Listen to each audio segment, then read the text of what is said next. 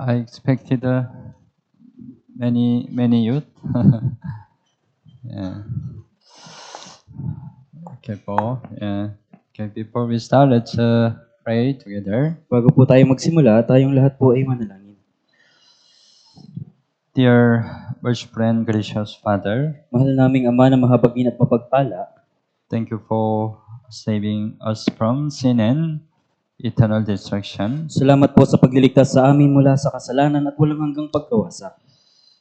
Thank you for allowing amazing grace so that we can get the salvation and also we still live our Christian life. Salamat po sa pagpapahintulot ng kamanghamanghang biyaya dahil kami po ay naligtas at patuloy na mamumuhay sa aming pamumuhay Kristiyano. And this time also, by the grace of God, we can have Bible study. At sa oras ding ito, sa biyaya ng Diyos, kami po ay magkakaroon ng Bible study. After we got the salvation, we want to know our Lord more. Pagkatapos ng kaligtasan, higit naming gustong makilala ang aming Panginoon. That's why we want to learn more the Word of God. Kaya nais naming higit na pag-aralan ang salita ng Diyos. This time, please be with us and guide us. Sa oras na ito, pakiusap, samahan at gabayan mo po kami. Please open our heart and ears to the Word of God. Buksan po po yung aming puso at pandinig sa salita ng Diyos. And please work the Holy Spirit so that we can clearly understand the Word of God. At pakilusin mo po yung Espiritu Santo nang sa gayon ay lubos naming maunawaan ang kalooban ng Diyos. This time, from start to the end, we only rely on your mercy and gracious. Sa oras na ito, mula sa simula hanggang sa matapos, umaasa lamang po kami sa iyong habag at biyaya. We pray in Jesus' name. Dinadalangin namin ito sa pangalan ni Jesus. Amen. Amen. Okay po. Today, let's open to the Bible, Jeremiah. Jeremiah, chapter 29. Buksan po natin sa Jeremias chapter 29.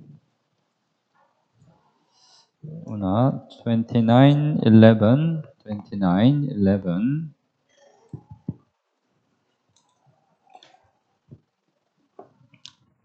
Okay, 29:11. Basahin po natin ng sabay-sabay. Sapagkat nalalaman ko ang aking mga panukala para sa inyo, sabi ng Panginoon. Mga panukala para sa ikabubuti at hindi sa ikasasama, upang bigyan kayo ng kinabukasan at ng pag-asa. Yeah, it's a second time we're learning the book of Jeremiah. Ito po yung ikalawang beses na pag-aaralan natin yung aklat ng Jeremias.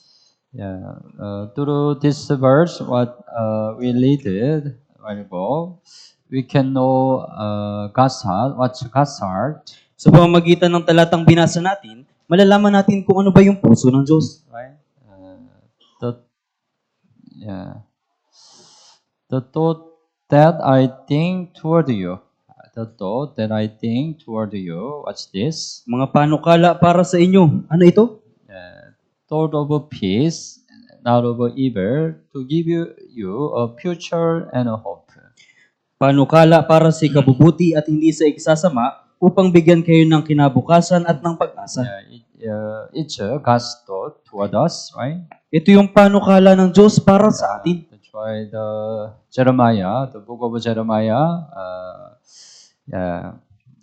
also want to say about it. Kaya ito rin po yung gustong sabihin ng aklat ng Jeremias. Of course, the whole Bible, right? Whole Bible also says like this. Siyempre, yung buong Biblia po, sinasabi rin yung tungkol dito. That's why through the Bible, right, we need to catch the thought, God's thought toward us. Kaya sa pamamagitan ng Biblia, dapat nating malaman kung ano yung panukala ng Diyos para sa atin.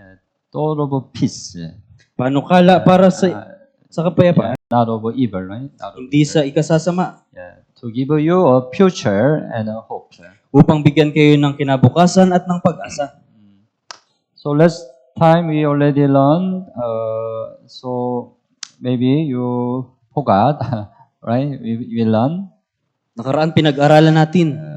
That's why we shortly summarize what we learned. Kaya ibuod natin sa maikli yung pinag-aralan natin. The central theme of Jeremiah is God's justice and love.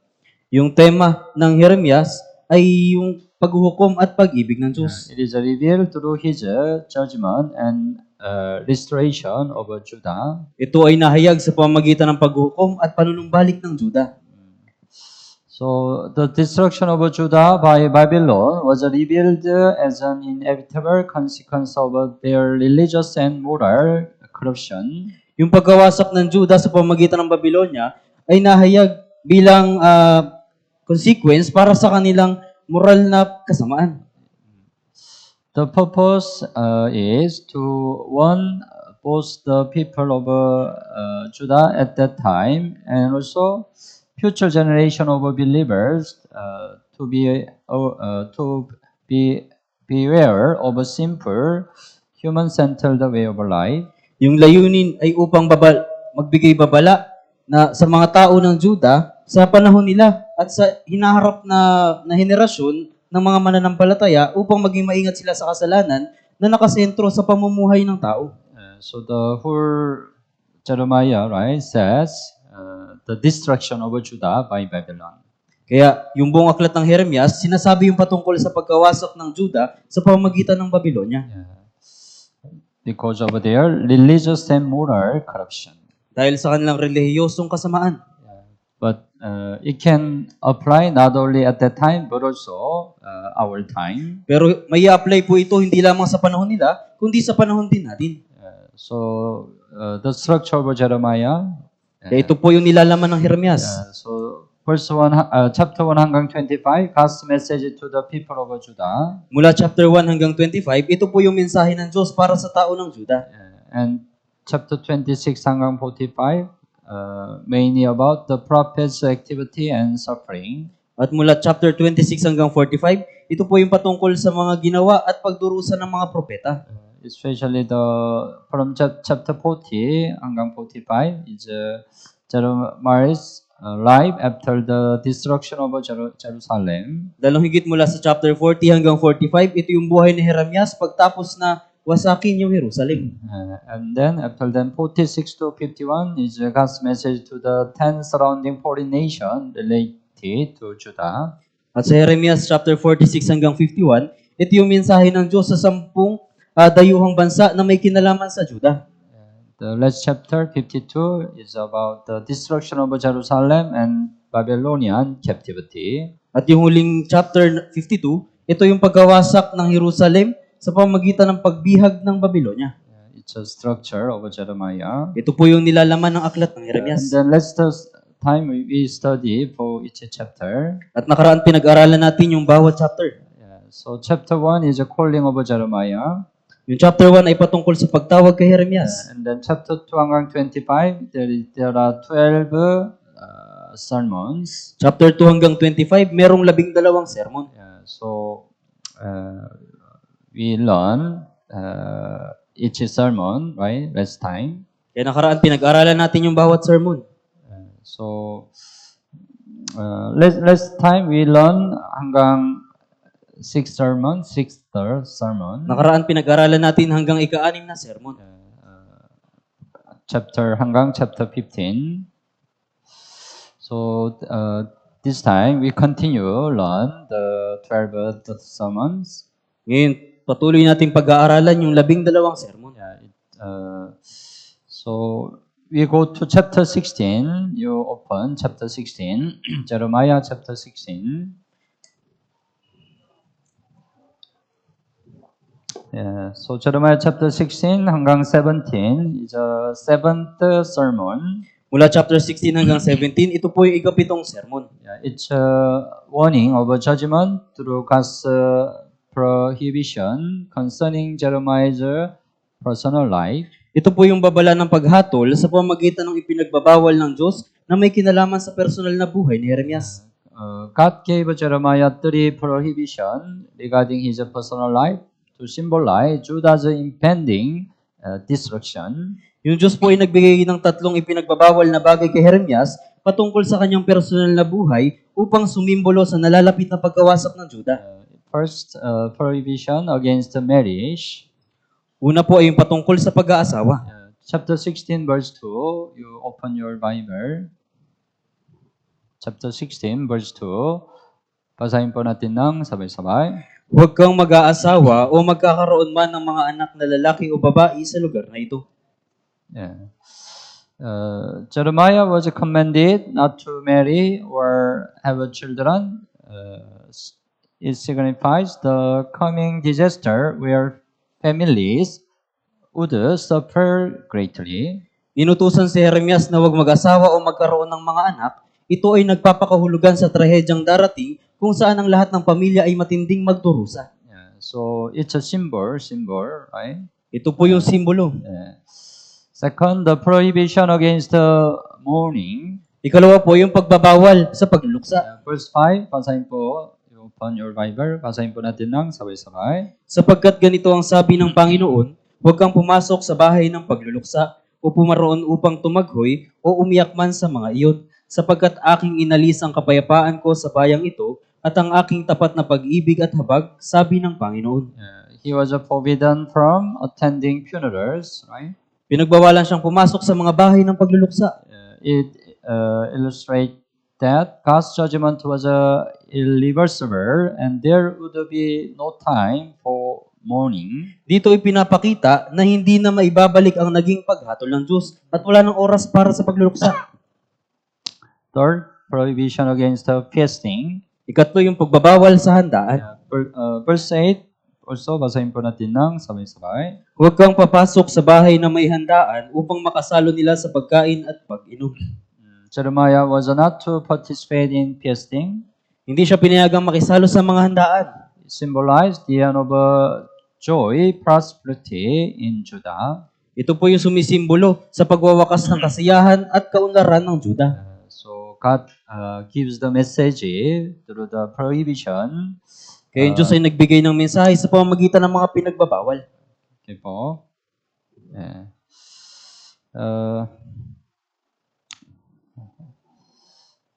And chapter 17, you open the Bible, chapter 17, verse 5.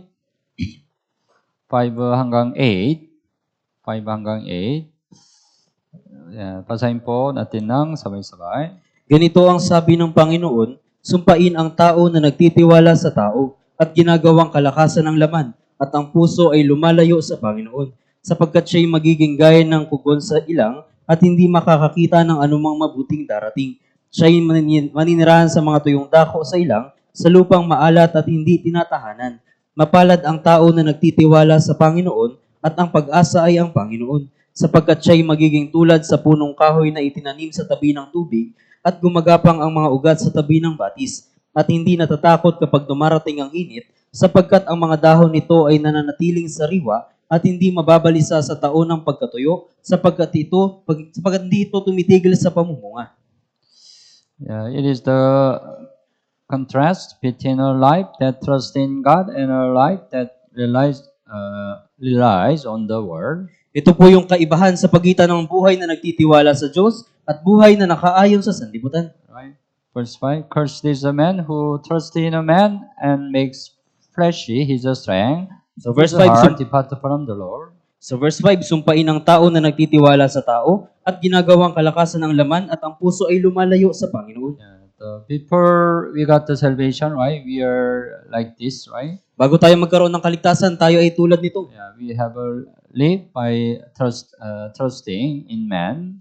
Tayo ay nabubuhay na nagtitiwala sa tao. But after salvation, right, it should be changed. Pero pagtapos ng kaligtasan, dapat tayo ay magbago. We should become like verse 7. Huwag tayong maging tulad sa verse 7. Right? Blessed is the man who trusts in the Lord and whose hope is the Lord. Maging tulad tayo sa verse 7, mapalad ang tao na nagtitiwala sa Panginoon at ang pag-asa ay ang Panginoon. Check yourself. Suriin niyo po yung sarili niyo. Your life changed like this? Nagbago ba yung buhay niyo na tulad nito? Yeah. It's completely different, right? Ito po ay ganap na magkaiba. Yeah. So, if we really trust in the Lord, right? Whatever problem, whatever affliction we meet, we can overcome, right? Kaya kung magtitiwala tayo sa Panginoon, anumang problema yung kaharapin natin, mapapagtagumpayan natin ito. So, it's right. He shall be like a tree planted by the water, Sapagkat siya'y magiging tulad sa punong kahoy na itinanim sa tabi ng tubig, which is spread out its root by the river and will not fear when heat comes. at gumagapang ang mga ugat sa tabi ng batis at hindi natatakot kapag dumarating ang init. Yeah, the heat symbolizes the affliction in our life, Yung init ay kumakatawan sa mga kapighatian sa ating buhay. but its leaf will be green and will not be anxious in the year of a drought. Sapagkat ang mga dahon nito ay mananatiling sariwa at hindi mababalisa sa taon ng pagkatuyo. Drought symbolize we have some financial difficulty in our life, right? Yung pagkatuyo, ibig sabihin nito meron tayong mga pinansyal na kahirapan sa ating buhay. But we will not worry about it, right? Pero hindi tayo mag-aalala tungkol dito. Nor will cease from yielding fruit. Sapagkat hindi ito tumitigil sa pamumunga. We will bear much fruit Tayo ay mamumunga ng maraming bunga through our Christian life. sa pamagitan ng ating pamumuhay Kristiyano. So after salvation, our life should be the life trust in the Lord. Kaya pagtapos ng kaligtasan, yung buhay natin ay dapat buhay na nagtitiwala sa Panginoon. And then chapter 17 mention the sins of those who abandon God are recorded with a diamond-tipped iron stylus. Ang kasalanan ng mga taong nang iwan sa Diyos ay nakatala gamit ang bakal na panulat na may brilyanteng dulo, Making them permanent and undeniable. ginagawa nitong permanente at hindi maitatanggi. Verse 1, chapter 70, verse 1. Okay po, basahin po natin ng sabay-sabay. Ang kasalanan ng Juda ay isinulat ng panulat na bakal sa pamamagitan ng pang-ukit na diamante. Iniukit ito sa kanilang puso at sa mga sungay ng kanilang mga dambana. Yeah. The sin of Judah was like that, right? Yung kasalanan ng Juda ay ganit tulad ito. They cannot avoid God's judgment. Kaya hindi nila maiiwasan yung paghukom ng Diyos. However, their life itself is written in dust. Gayunpaman yung mismong buhay nila ay nakasulat sa alikabok. Verse 13, chapter 17, verse 13, basahin po natin ng sabay-sabay. O Panginoon, ang pag-asa ng Israel, ang lahat ng tumalikod sa iyo ay mapapahiya. Sila'y humihiwalay sa iyo ay masusulat sa lupa, sapagkat kanilang tinalikuran ng Panginoon ang bukal ng tubig na buhay. It's right. Those who depart from me shall be written in the earth. Silang humihiwalay sa iyo ay masusulat sa lupa. What it means? It signifies its fragility and impermanence. Nagpapahiwatig ito ng karupukan at hindi pananatili. So we need to understand what it means. Kaya kailangan nating alamin kung ano yung ibig sabihin ito. Chapter 18 hanggang 20, the 8th sermon. Mula chapter 18 hanggang chapter 20, ito po yung ikawalong sermon. Warning of judgment based on God's sovereignty. Babala para sa pinakamatinding paghatol ng Diyos. It says about the potter's parable. Sinasabi dito yung patungkol sa talinghaga ng magpapalayok. Jeremiah 6:18. You open the Bible. Jeremiah 18. Jeremias po, chapter 18. Verse 6 hanggang 10. 18, 6 hanggang 10. Basahin po natin ng sabay-sabay. O sambahayan ng Israel, hindi ko ba magagawa sa inyo ang gaya ng ginawa ng magpapalayok na ito? Sabi ng Panginoon, gaya ng putik sa kamay ng magpapalayok, gayon kayo sa kamay ko, o sambahayan ng Israel. Kung sa anumang sandali ay magsalita ako ng tungkol sa isang bansa o sa isang kaharian na ito'y aking bubunutin, ibabagsak at lilipulin, at kung ang bansang iyon na aking pinagsalitaan ay humihiwalay sa kanilang kasamaan, ay magbabago ang isip ko tungkol sa kasamaan na pinabalak kong gawin doon. At kung ang anumang sandali ay magsalita ako tungkol sa isang bansa o kaharian na ito'y aking itatayo at itatanim, kung ito'y gumawa ng kasamaan sa aking paningin na hindi nakikinig sa aking tinig, ay magbabago ang isip ko tungkol sa kabutihan na binabalak kong gawin doon. God is portrayed as a potter. Ang Diyos ay nilarawan bilang magpapalayok. And shaping nations according to His will. Na inihulma ang lahat ng bansa ayon sa kanyang kalooban. Right? verse 6, right? Look, as the clay is in the potter's hand, so are you in my hand. Sabi sa verse 6, gaya ng Verse 6. putik sa kamay ng magpapalihok, gayon kayo sa kamay ko. Yeah, if they repent, He restore them. Kung sila ay magsisisi, panunumbalikin niya sila. But if they rebel, He destroys them. Kung magre-rebelde sila, wawasakin niya sila. Yeah, so God is a potter. Kaya yung Diyos ay magpapalayok. He can make us according to His will, right? Kaya gagawin niya ito ayon sa kanyang kalooban. But it depends on our attitude. Pero ito ay depende sa ating pag-uugali. It says about it. Next, chapter 19 says the broken flask parable. Sa verse 19, sinasabi yung talinghaga ng basag na banga. Chapter 19, open your Bible. Chapter 19, 10 and 11. 10 and 11, basahin po natin ng sabay-sabay. Kung magkagayoy, babasagin mo ang banga sa paningin ng mga lalaking sumama sa iyo at sasabihin mo sa kanila, ganito ang sabi ng Panginoon ng mga hukbo, ganito ko babasagin ang sambayanang ito at ang lungsod na ito, gaya ng pagbasag sa isang sisidlan ng magpapalayok, ano pat ito'y hindi na muling mabubuo. Ang mga tao ay maglilibing sa Tophet hanggang wala ng ibang lugar na mapaglilibingan. Jeremiah broke the flask. Si Jeremias, binasag niya yung banga. If it's broken, cannot return, right? Kapag yung banga ay nabasag, hindi na ito muling maayos. It symbolizes Judah's irreversible destruction due to their idolatry and disobedience. Ito ay sumasagisag sa hindi maibabalik na pagkawasak ng Juda dahil sa kanilang pagsamba sa Diyos-Diyosan at pagsuway. So, God command Jeremiah to break the flask. Kaya inutusan ng Diyos si Jeremias na basagin yung banga. And then, chapter 20, it says the characteristics of a person who submit to the Lord's calling. At sa verse 20, ito yung katangian ng taong sumailalim sa pagtawag ng Panginoon. Jeremiah, right? He was called by the Lord. Si Jeremias siya itinawag ng Panginoon. Then what happened to him? Pero, tapos anong nangyari sa kanya? What happened to his life? Anong nangyari sa kanyang buhay? Jeremiah chapter 20, you open your Bible, chapter 20, 7 hanggang 9.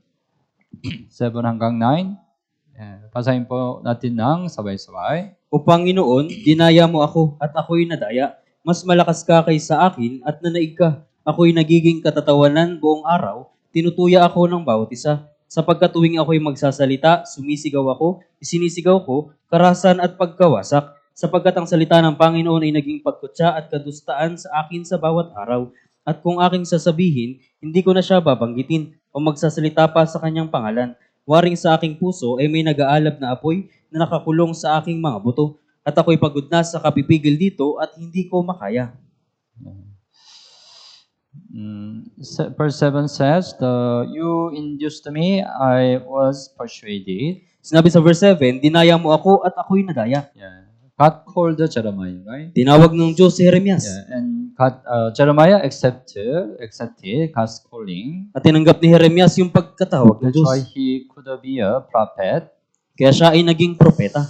But what's the result? Pero ano yung naging resulta? I'm in the region daily. Everyone mocks me. Ako'y nagiging katatawanan buong araw.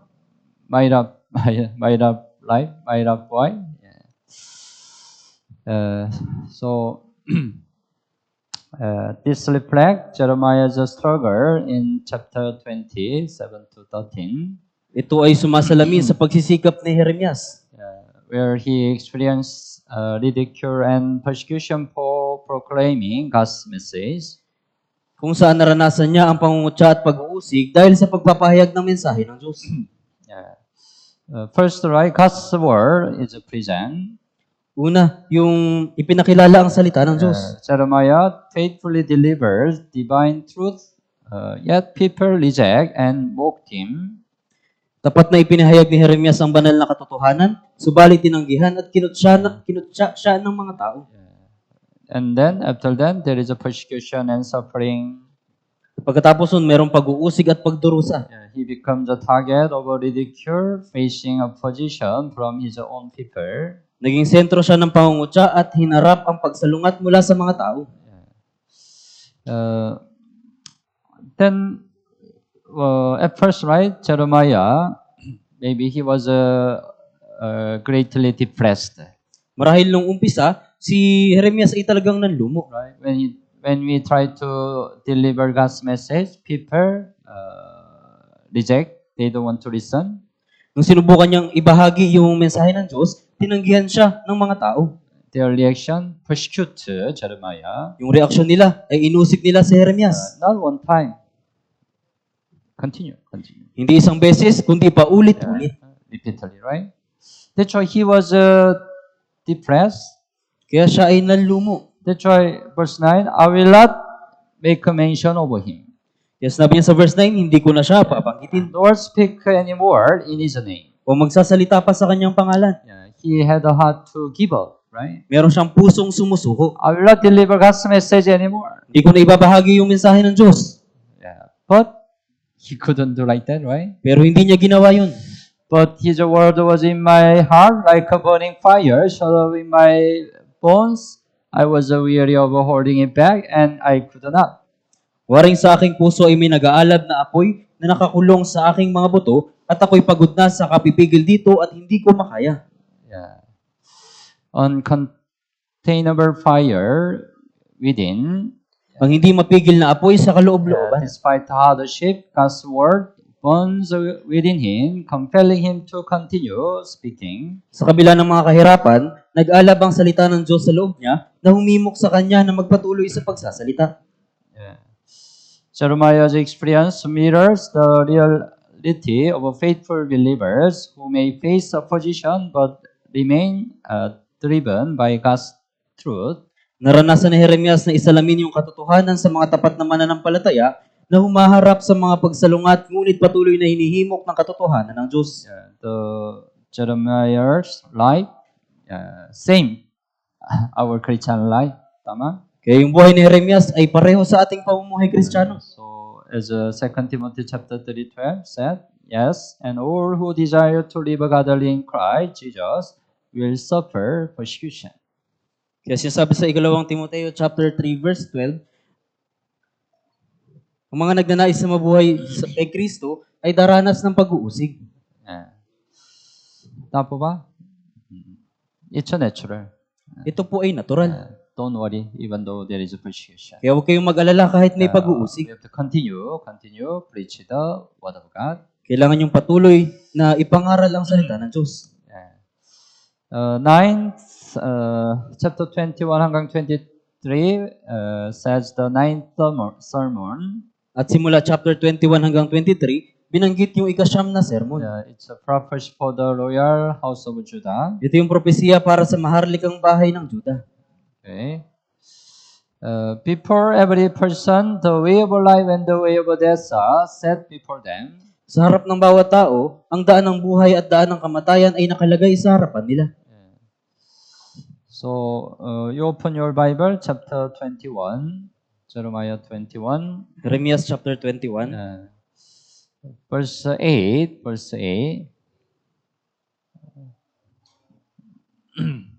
Verse 8, basahin po natin ng sabay-sabay. At sa sambayanang ito ay sasabihin mo, ganito ang sabi ng Panginoon, inilalagay ko sa harapan ninyo ang daan ng buhay at ang daan ng kamatayan. Ang mananatili sa lungsod na ito ay mamamatay sa pamagitan ng tabak, na gutom at ng salot, ngunit ang lumabas at sumuko sa mga kaldeyo na kumukubkob sa inyo ay mabubuhay at tataglayin ang kanyang buhay bilang gantimpala sa digmaan. Is that right? I set before you the way of life and the way of death. Nilagay ko sa harapan ninyo ang daan ng buhay at ang daan ng kamatayan. There are only two ways before men, right? Meron lamang pong dalawang daan sa harapan ng tao. The way of life lead to heaven, right? Yung daan ng buhay ay tungo sa langit. The way of death lead to hell. At yung daan ng kamatayan ay tungo sa impyerno. Save the one already stand in the way of life, right? Yung ligtas na tao ay nakatayo na doon sa daan ng buhay. But unsaved, they stand the way of death. Pero yung hindi ligtas, sila ay nakatayo sa daan ng kamatayan. Originally, we stand in the way of death. Sa katunayan, tayo ay nakatayo sa daan ng kamatayan Before salvation. bago yung kaligtasan. That's why if we don't get the salvation, in the end, we go to hell. Kaya kung hindi tayo magkakaroon ng kaligtasan, sa huli tayo ay pupunta sa But impyerno. when we get the salvation, we moved from way of death to way of life. Pero nung magkaroon tayo ng kaligtasan, lumipat na tayo mula sa daan ng kamatayan tungo sa daan ng buhay. That's why someday we will go to heaven. Kaya balang araw tayo ay pupunta sa langit. There are only two ways, right? Meron lamang pong dalawang daan. Walang purgatory tama? Walang purgatory? Walang purgatorio. dalawang daan lamang. When Babylon surrounded Jerusalem, those who surrendered to Babylon would live. Nang palibutan ng Babylonia ang Jerusalem, lahat ng sumuko sa Babylonia ay nabuhay. But those who stayed and registered would face only death. Pero lahat ng nanatili at lumaban ay humarap sa kamatayan. However, surrendering to Babylon required the faith in God, faith in God's word. Gayunpaman, ang pagsuko sa Babylonia ay nangangailangan ng pananampalataya sa salita ng Diyos. Yeah. But only few surrender to Babylon. Pero kakaunti lang yung sumuko sa Babylonia. Because most of Israelites, they didn't have a faith in God's word. Dahil karamihan sa mga tao ay wala silang pananampalataya sa salita ng Diyos. It's the same today. Ito po ay pareho ngayon. If a person humbles themselves before God and accept the gospel, they will live. Kung pagpapakumbaba ng tao ang kanyang sarili sa harap ng Diyos at tatanggapin ang ebanghelyo, sila ay mabubuhay. That is the way of our life. Yan yung daan ng buhay. But if they continue to resist God and reject the gospel, they will face judgment, the way of death. Ngunit kung patuloy silang laban sa Diyos at tatanggihan ng ebanghelyo, haharap sila sa paghuhukom, yan ang daan ng kamatayan. Okay. And chapter 22 mentioned the fate of son of Josiah. At sa chapter 22, binanggit yung kapalaran ng anak na lalaki ni Josias. Original Josiah was a good king in Judah, right? Sa katunayan, si Josias ay mabuting hari doon sa Juda. But after his death, his children, all his children, were not good king. Pero pagtapos ng kanyang kamatayan, lahat ng kanyang mga naging anak ay hindi naging mabuting hari. So it says about it. Kaya sinabi yung tungkol dito. The chapter 22, 10 to 12 contains a prophecy about Jehoahaz, the fourth son of Josiah. In chapter 22, verse 10 hanggang 12, ito ay naglalaman ng propesiya patungkol kay Jehoahaz, ang ikaapat na anak ni Josias. He was the 17th king of Judah. At ikalabing-pitong hari ng Juda. It foretells that he would be taken captive to a foreign land and die there. Na sinabing siya ay dadalhing bihag sa banyagang lupain at doon ay mamamatay. So, verse 11,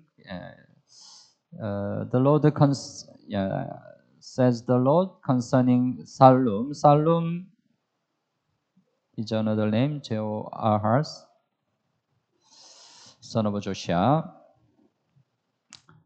It's a prophecy for him. Ito po yung propesiya para kay Shalom. So he shall not return here anymore. Hindi na siya babalik rito. But he shall die in the place where they have led him captive. Kundi sa dakong pinagdalhan sa kanya bilang bihag. It was prepared. Ito po ay naisakatuparan. And next, Jehoiakim, second of son of Josiah. At ikalawang anak ni Josias, si Jehoiakim.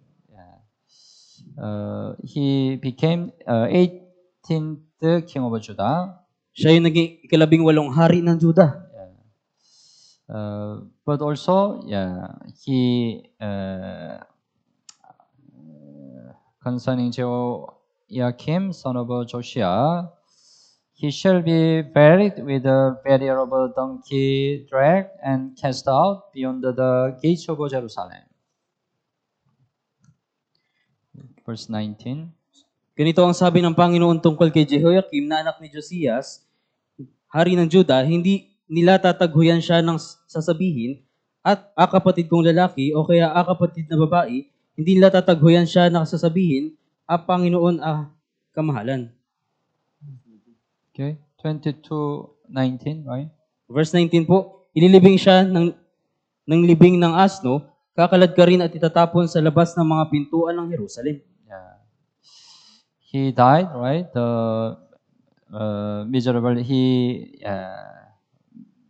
died miserably, right? Kaya siya ay miserableng namatay. And next son, oh,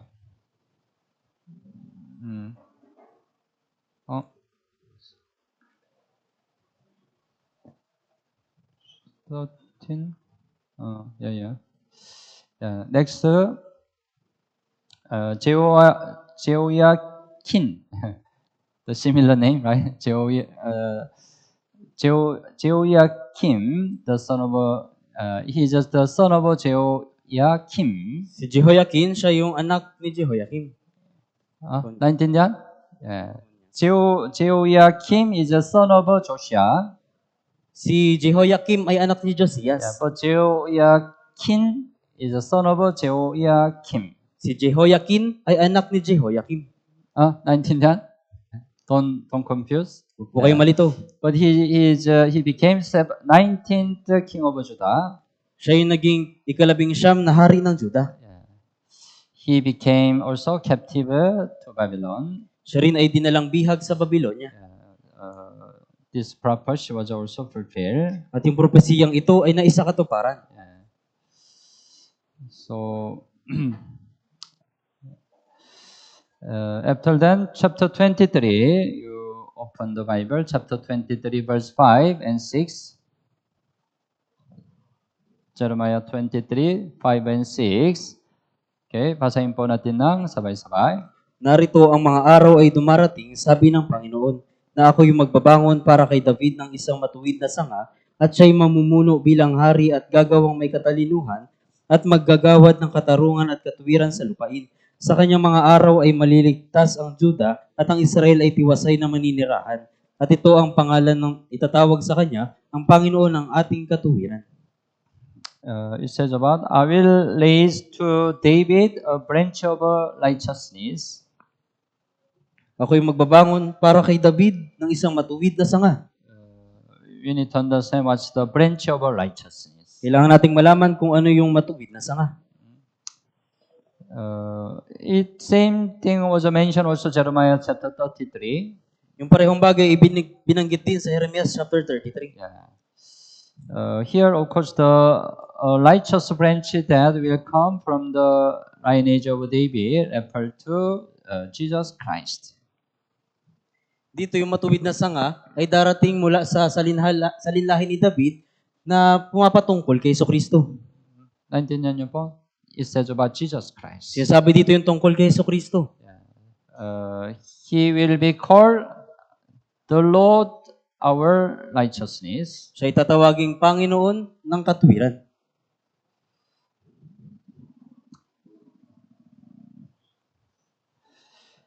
Yeah, so right, it's right.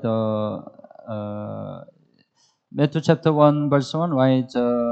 There is the genealogy of Jesus Christ. So Mateo chapter 1 verse 1, merong lahi ni Jesucristo, The son of David. na anak ni David. And Romans chapter 1:3, concerning his son Jesus Christ, our Lord, who was born of the seed of David according to the flesh. Sa Roma chapter 1 verse 3, tungkol sa kanyang anak na mula sa binhi ni David ayon sa laman. And then it says, right, it is called the Lord our righteousness. Tinawag siyang Panginoon ng ating katuwiran. The original, the Hebrew word, it's Yahweh Tzidkenu. Sa Yahweh Chidkenu. Ito po ay tinatawag ding Yahweh Chidkenu. So, yeah, God has a many name, right? Many name. Ang Diyos ay maraming pangalan. Yeah, it's also one of God's name. Isa rin ito sa pangalan ng Diyos. Yeah, Yahweh, Jehovah, 말해요. Jehovah Chidkenu. Jehovah Chidkenu. Yeah, Chidkenu means righteous. Ibig sabihin ng Chidkenu, matuwid. The Lord our righteousness. Ang Panginoon ng ating katuwiran. But original Hebrew word, Yahweh Chidkenu. Sa salitang Hebreo, Yahweh Chidkenu. Yeah. The Lord prepared. What's anong pangalan? You know? Genesis chapter 22. The Abraham offered Isaac as a burnt offering, right? Inialay ni Abraham yung kanyang anak na si Isaac bilang handog na sinusunog. Yeah. Then God prepared lamb instead of Isaac. At naghanda yung Diyos ng tupa sa halip na anak ni Yeah. Abraham. Then it is called the Lord prepared. Kaya tinawag itong naghanda ang Diyos. What's God's name? Ano yung pangalan ng Diyos? Yahweh. Ano? Yire. Jaire. Yahweh Jireh. Yahweh Yire. You know? Jaire or Ire. Jaire or Ire. Jireh o Yire. Oh, I heard some people have the name Jaire. May narinig ako ibang tao, pangalan nila Jireh. Tama? Yeah, Jaire. The Lord prepared. Yung Diyos ang naghanda. Pareho, Yahweh Chidkenu, the Lord our righteousness. Pareho sa Yahweh Chidkenu, ang Panginoon ng ating katuwiran. The Hebrew word, original Hebrew word. Meron itong salitang Hebreo. Okay po. Next, the 10th sermon. Ito yung ikasampung sermon. It's a warning of a judgment against Judah's false prophet. Ito yung babala ng paghukom laban sa mga bulaang propeta ng Juda. What's the difference between God's prophet and false prophet? Ano yung pagkakaiba sa pagitan ng propeta ng Diyos at bulaang propeta? It can be distinguished by whether they have participated in God's counsel or not. Ito ay makikilala kung sila ay nakikibahagi sa payo ng Diyos o hindi. Chapter 23:18. You open your Bible. Chapter 23:18. 18. Okay po, basahin po natin ng sabay-sabay. Sapagkat sino ang tumayo sa sanggunian ng Panginoon upang malaman at pakinggan ang kanyang salita o sinong pumansin sa kanyang salita at nakinig. Yeah. Nakinig. There is a God's counsel, right? Meron pong God's counsel. sanggunian ng Panginoon, Yeah, ng the Diyos. counsel of the Lord, right? Merong sanggunian ng Panginoon. That's why the God's prophet, right? They participate in God's counsel. Kaya yung mga propeta ng Diyos, sila ay nakiisa doon sa sanggunian ng Panginoon. So those who participate in God's counsel have His word, right? God's word. Silang Those who participate in God's counsel have His word. silang nakibahagi sa sanggunian ng Panginoon ay meron ng kanyang salita. But false prophet only receive what comes from their own heart and dreams. Pero yung mga bulaang propeta, tumatanggap lang sila ng nanggagaling sa kanilang sariling puso at panaginip.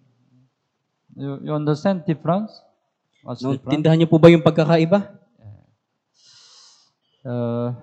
Chapter 23:28. You open your Bible. Basahin po natin ng sabay-sabay. Kaya ang propeta na may panaginip ay isalaysay ang panaginip. Ngunit siya na may taglay ng aking salita ay bigkasin niya ang aking salita na may katapatan. Anong pagkakahawig meron ang dayami sa trigo, sabi ng Panginoon. He who has my word, let him speak my word faithfully. Siya na may taglay ng aking salita, ibigkasin niya ang aking salita. Yeah. What is the chaff to the wheat? Anong pagkakahawig meron ng dayami at sa trigo? The chaff symbolized the word of a false prophet. Yung dayami ay sumisimbolo sa salita ng mga bulaang propeta. The wheat symbolized the truth, word of God, Yung by trigo, true prophet. yung trigo ay sumisimbolo sa tunay na salita ng Diyos sa pamagitan ng tunay na propeta. So, the false prophet, right? Verse 16. Basahin po natin ng sabay-sabay. Ganito ang sabi ng Panginoon ng mga hukbo, Huwag ninyong pakinggan ang mga salita ng mga propeta na nagpapahayag sa inyo na kayo pinupuno ng mga walang kabuluhang pag-asa. Sila'y nagsasalita ng pangitain mula sa kanilang sariling isipan at hindi mula sa bibig ng Panginoon. It's a false prophet, right? They speak a vision over their own heart, not from the mouth of the Lord. Ito po yung bulaang propeta. Sila'y nagsasalita ng pangitain mula sa kanilang sariling isipan at hindi mula sa bibig ng Panginoon. But the true God's word has a power. Pero yung salita ng Diyos ay may kapangyarihan. Verse 29, basahin po natin ng sabay-sabay. Hindi ba ang aking salita ay parang apoy at parang maso na dumudurog ng bato? Sabi ng Panginoon. God's word is a power. Yung salita ng Diyos ay makapangyarihan. So those who have His word will turn people back to the Lord. Kaya ang mga taong mayroon ng kanyang salita ay manunumbalik sa Panginoon. But false prophet, lacking the power of His word, will lead the people astray. Ngunit ang mga bulaang propeta na kulang sa kapangyarihan ng kanyang salita ay inililigaw ang mga tao. And the 11th sermon, it's about the parable of the two basket of figs. At yung ika-11 sermon ay patungkol sa talinghaga ng dalawang basket ng igos. God's thoughts are different from human thoughts. Ang kaisipan ng Diyos ay iba mula sa kaisipan ng tao. We must obey His word. Dapat tayong sumunod sa kanyang salita. So it says about the parable of two basket of figs. Sinasabi dito yung patungkol sa talinghaga ng dalawang basket ng igos. Jeremiah 24, you open your Bible, verse 5 hanggang 6, 5 to 6. 5 to 6. Basahin po natin ng sabay-sabay. Ganito ang sabi ng Panginoon ng Diyos ng Israel, gaya ng mabubuting igos na ito, gayon ko ituturing na mabuti ang mga bihag mula sa Juda na aking pinaalis mula sa dahong ito, patungo sa lupain ng mga Kaldeo, sapagkat itutuon ko ang aking paningin sa kanila para sa ikabubuti at ibabalik ko sila sa lupain ito. Itatayo ko sila at hindi ko sila gigibain, itatanim ko sila at hindi ko sila bubunutin. It says about good fig tree. Sinasabi dito yung patungkol sa mga mabubuting puno ng igos. At that time, there was a two group in Israel. Sa panahong ito, merong dalawang grupo sa Israel. They became captivity by Babylon. Sila ay nagiging dinalang bihag sa Babylonia. But God considered they are good figure. Pero itinuring sila ng Diyos bilang mabuting igos. So what's the bad figs? Pero ano yung masamang igos? Verse 8 and 9, basahin po natin ng sabay-sabay. Ngunit ganito ang sinasabi ng Panginoon, tulad ng masasamang igos na kasamaan ay hindi makakakain, gayon ko ituturing si Zedekias na hari ng Juda, ang kanyang mga pinuno, ang nalabi sa Jerusalem na nanatili sa lupang ito, at ang nanirahan sa lupain ng Ehipto. Gagawin ko silang kasuklam-suklam sa lahat ng mga kaharian sa lupa upang maging kahiya-hiya, usap-usapan, tampulan ng panunuya at sumpa sa lahat ng dakong aking pagtatapuyan sa kanila. The better fig, right? The people who don't surrender to Babylon. Yung masamang igos, sila yung mga taong hindi sumuko sa Babylonia. At that time, right? It looks right. The man's idea. The people who surrender to Babylon, they will be better fig. Sa panahon yun, iniisip ng mga tao na yung mga taong sumuko sa Babylonia, sila yung mga masasamang igos. But God's will was different. Pero iba yung kalooban ng Diyos. God already determined Israel will become captivity of Babylon for 70 years. Ipinasya na ng Diyos na yung mga Israelita ay magiging dalang bihag doon sa Babylonia sa loob ng 70 taon. It was God's will at the time. Sa panahon yun yung kalooban ng That's why Diyos. God sent many prophets. It will be like that. Kaya nagpadala yung Diyos ng maraming propeta at sinabi na ganun yung mangyayari. But many people, right? They don't follow. Pero maraming tao ang hindi sumunod. They didn't surrender. They will not surrender to Babylon. Hindi sila sumuko sa Babylonia. They are better fig. Sila yung masasamang igos. Because they don't follow God's will. Right? Dahil hindi sila sumunod sa kalooban ng Diyos. 12th sermon, the prophecy of Babylon captivity for Judah and judgment against the nation. Yung ikalabing dalawang sermon, ang propesiya ng pagbihag ng Babylonia sa Juda at ang paghuhukom laban sa mga bansa. That's why Israel became captivity of Babylon for 70 years Kaya yung mga Israelita ay naging bihag ng Babylonia sa loob ng 70 taon because of their sin. dahil sa kanilang kasalanan. Yeah. Right, it's a gospel. Verse 11, 25:11. This nation shall serve the king of Babylon 70 years. So verse 11 sa chapter 25, at ang mga bansang ito ay maglilingkod sa hari ng Babylonia sa loob ng 70 taon. It was a gospel, right? Ito yung kalooban ng Diyos. That's why they had to surrender to Babylon. Kaya kailangan nilang sumuko sa Babylonia. And then the fact that God judged Israel first is a proof that judgment for the Gentile is a certain. Ang katotohanan ng unang paghatol ng Diyos sa Israel ay patunay na tiyak ang magiging paghukom sa mga hintil. Chapter 25:29, you open your Bible. Chapter 25 verse 29. Basahin po natin ng sabay-sabay.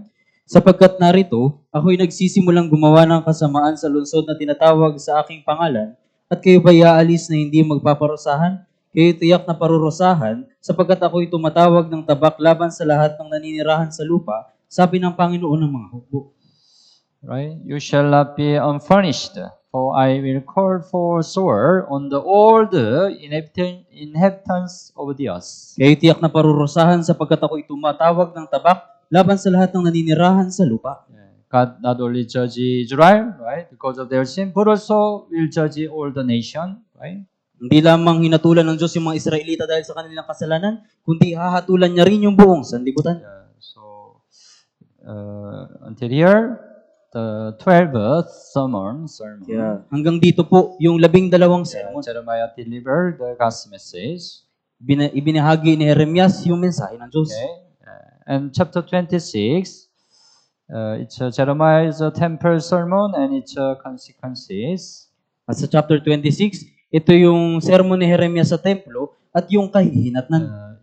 We do not live in a closed world, but in an open world. Hindi tayo nabubuhay sa saradong mundo, kundi sa hayag na sanlibutan. What it means? Anong ibig sabihin nito? Chapter 26, verse 3. You open your Bible, basahin po natin ng sabay-sabay. Marahil ay makikinig sila at bawat tao ay tatalikod sa kanyang masamang lakad upang baguhin ko ang aking isip tungkol sa kasamaan ng aking pinanukalang gawin dahil sa kanilang masasamang gawa. 13, chapter 26, 13 also, basahin po natin ng sabay-sabay. Kaya't ngayon baguhin ninyo ang inyong mga lakad at mga gawa at sundin ninyo ang tinig ng Panginoon ninyong Diyos at babaguhin ng Panginoon ang kanyang isip tungkol sa kasamaan na kanyang ipinahayag laban sa inyo. It means, even though God has ordained judgment, if we turn from our sins, God will change His mind. Ibig sabihin, kahit na nagtakda yung Diyos ng paghuhukom, kung tayo ay manunumbalik, ay tatalikod sa ating kasalanan, magbabago yung isip ng Diyos. We are not live in a closed. Hindi tayo nabubuhay sa saradong mundo. It means our faith is not already determined. Ibig sabihin yung pananampalataya natin ay hindi pa napapasya. Our faith was not yet determined, right? Yung pananampalataya natin ay hindi pa napapasya. It's an open world, open. Ito ay bukas na mundo. So from now, how we live our life determine our life, right? Kaya mula ngayon, kung paano tayo mabubuhay sa ating buhay, yun yung magpapasya ng ating buhay. Until now you fail many things. Hanggang ngayon, nabibigo ka sa maraming bagay. Your Christian life was not good. Yung pamumuhay Kristiyano mo ay hindi mabuti. You stumble. Natitisod ka. But the important thing from now, Pero yung malagang bagay, yung magmula ngayon. you are living open world. Tayo nabubuhay sa hayag na sanlibutan. Our faith was not yet determined, right? Yung pananampalataya natin ay hindi pa So napagpapasya. it will be determined according to our how to live our living life. Ito ay may papasya kung paano tayo mabubuhay sa ating natitirang buhay. Yeah. That's why you still have a chance, right? whatever your Christian life before, you still have a chance. Kaya kung ano man yung naging pamumuhay mo dati, ano man yung naging buhay Kristiyano mo dati, meron ka pang pagkakataon. If you live a good Christian life from now, you still have a lot of chance. Kung mabubuhay ka sa mabuting buhay Kristiyano magmula ngayon, magkakaroon ka pa ng maraming pagkakataon. Okay po. 27 hanggang 29, it's a warning to Judah, urging them to serve Babylon willingly. Mula chapter 27 hanggang 29, ito po yung pagbababala sa Juda na humihimok sa kanila na maglingkod sa kagustuhan ng Babylonia. God showed the symbol of the bonds and yoke. Kaya yung Diyos ay nagpakita ng simbolo sa pamagitan ng panggapos at pamatok. God commanded to Jeremiah, make for yourself bonds and yoke and put them on your neck. Iniutos ng Diyos kay Jeremias na gumawa ka para sa iyong sarili ng mga panggapos at pamatok at iligay mo sa iyong batok. It symbolized the captivity. Israel become captivity of Israel. Ito po ay nangahulugan na yung Israel ay magiging bihag ng Babylonia. So,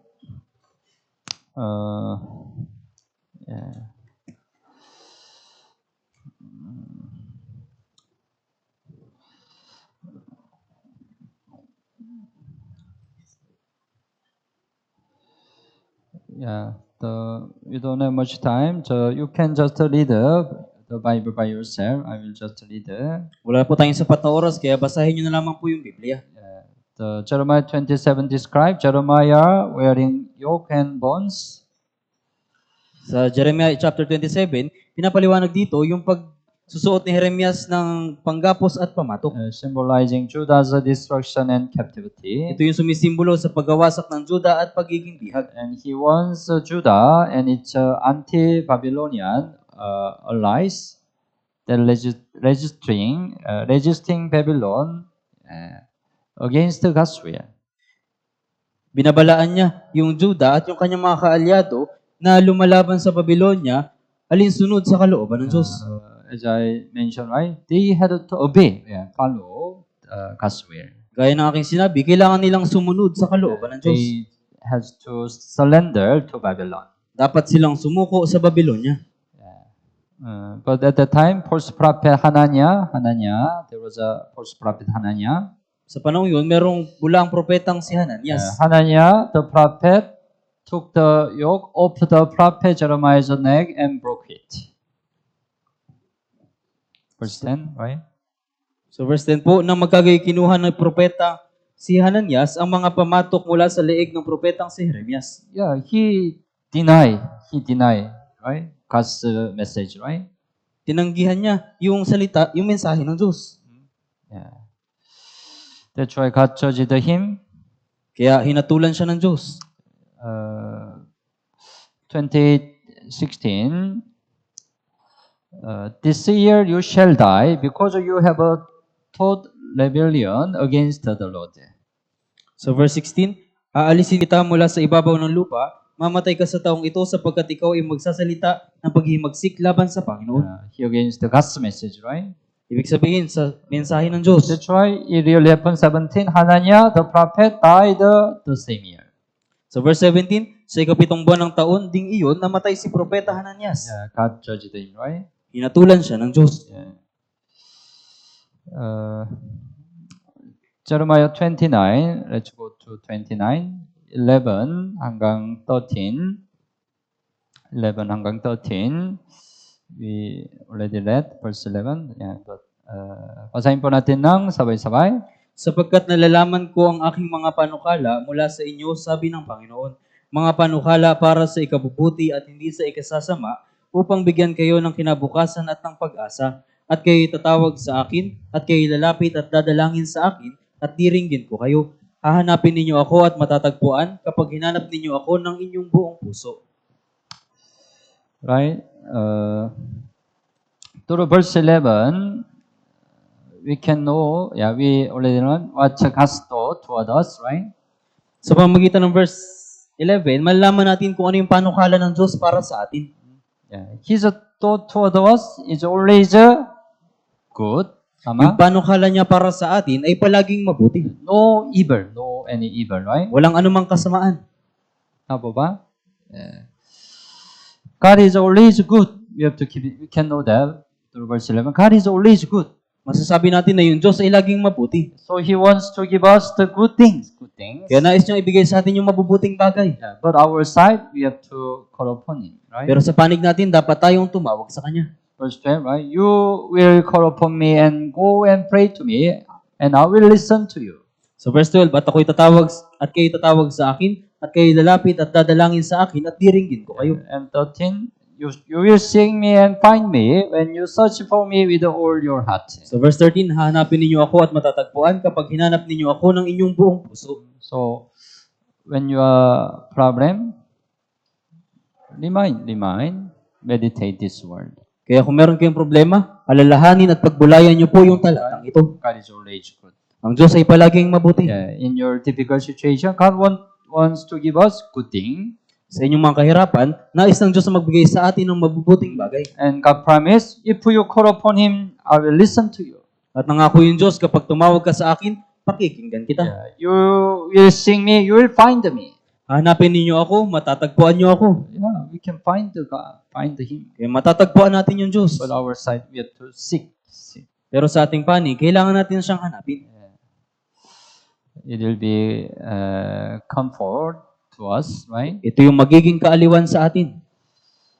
Chapter 30 hanggang 33, it's the purpose regarding the restoration of Israel. Mula chapter 30 hanggang 33, ito yung propesiya patungkol sa panunumbalik ng Israel. So it is called the Book of Consolation. Ito yung tinatawag ng aklat ng pangako. Israel, right? Because of their sin, God judged them. Yung mga Israelita, dahil sa kanilang kasalanan, hinatulan sila ng Diyos. They became captivity of Babylon. Sila ay dinalang bihag sa Babylonia. But God promised their restoration. Pero ipinangako ng Diyos yung kanilang panunumbalik. That's why it can be consolation to them. Kaya ito yung magiging aliw sa kanila. We need to know the difference of Israel and other Gentiles. Kailangan nating malaman yung kaibahan ng Israel at mga Hintil. We need to catch what's a great difference. Kailangan nating makuha kung ano yung pagkakaiba. God disciplines Israel, but He will never completely destroy them. Winasak ng Diyos yung Israel, pero hindi niya sila ganap na winasak. Okay, po, chapter 30, Jeremiah chapter 30, you open your Bible. 30 verse 3. Chapter 30 verse 3. Basahin po natin ng sabay-sabay. Sapagkat narito, ang mga araw ay dumarating na aking ibabalik ang mga kayamanan ng aking bayang Israel at Juda, sabi ng Panginoon. At ibabalik ko rin sila sa lupain na aking ibinigay sa kanilang mga ninuno, at aangkinin nila ito. Right? I will bring back from captivity my people Israel and Judah. Aking ibabalik ang mga kayamanan ng aking bayang Israel at Juda. God's promise, right? Nangako yung Diyos. Verse 11, chapter 30, 11, also basahin po natin ng sabay-sabay. Sapagkat ako'y kasama mo upang iligtas ka, sabi ng Panginoon. Lubos kong lilipulin ang lahat ng mga bansa na kung saan na ikinalat kita. Ngunit tungkol sa iyo ay hindi kita lubos na lilipulin, parurusahan kita ng makatarungan sukat, walang pagsalang, hindi kita iiwan na hindi napaparusahan. Yeah. The Lord said, right? Though I make a poor end of all nations, Sinabi ng Panginoon, lubos kong lilipulin ang lahat ng mga bansa.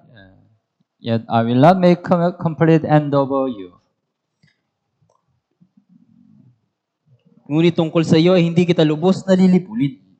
The Gentile country, right? God completely destroyed them, right? Yung mga bansang hitil, ganap silang winasak ng Diyos. That's why many country this time wala na, right?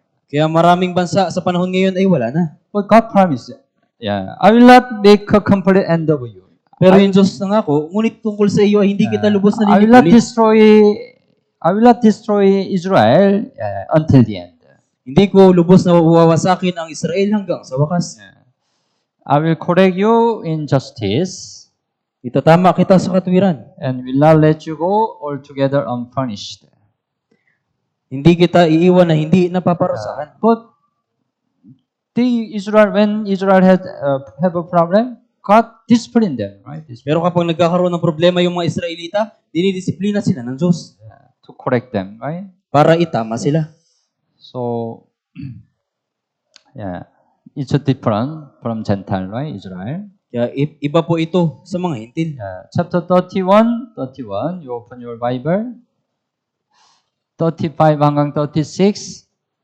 35 hanggang 36. Also, basahin po natin ng sabay-sabay. 35 and 36. Basahin po natin ng chapter 31, not 30, 31. Okay, basahin po natin ng sabay-sabay. Ganito ang sabi ng Panginoon na nagbibigay ng araw bilang liwanag sa maghapon at ng mga takdang kaayusan ng buwan at ng mga bituin bilang liwanag sa gabi na nagpapakilos sa dagat upang umugong ng mga alon niyon, ang Panginoon ng mga hukbo ang kanyang pangalan. Kung ang takdang kaayusan na ito ay humiwalay sa harapan ko, sabi ng Panginoon, ang binhi ng Israel ay hihinto sa pagiging isang bansa sa harapan ko magpakailanman. Yeah. God gave the sun as a daylight. Ibinigay ng Diyos yung araw bilang liwanag sa umaga. Is it possible sun become light for night? Posible ba na yung araw ay maging liwanag sa gabi? It will not be changed, right? It's not possible, right? Hindi po ito posible. If those ordinances depart from before me, says the Lord, then the seed of Israel shall also cease from being a nation before me forever. Kung ang takdang kaayusan na ito ay humiwalay sa harapan ko, sabi ng Panginoon, ang binhi ng Israel ay hihinto sa pagiging isang bansa sa harapan ko magpakailanman. Right? It means God will not destroy Israel completely. Ibig sabihin, hindi ganap nalilipulin ng Diyos ang Israel. God will Israel become country in the end, right? Dahil yung Israel ay magiging bansa sa huli. As we know well, right? We learn every time during Bible seminar. Kaya napag-aaralan natin tuwing Bible seminar. They will judge they scatter to the whole world. Hinatulan sila at ikinalat sa buong mundo. It looks they disappear, right? Kaya mukhang naglaho na sila. But surprising in our time, God restored them. Pero kamangha-mangha sa panahon natin, pinanumbalik sila ng Diyos. Israel does not disappear until the end. Yung mga Israel ay hindi naglaho hanggang sa wakas. Until the God's history finished, Israel does not disappear, right? Hanggang sa matapos yung kasaysayan ng Diyos, hindi nawasak yung Israel. It's different, right, from Gentile.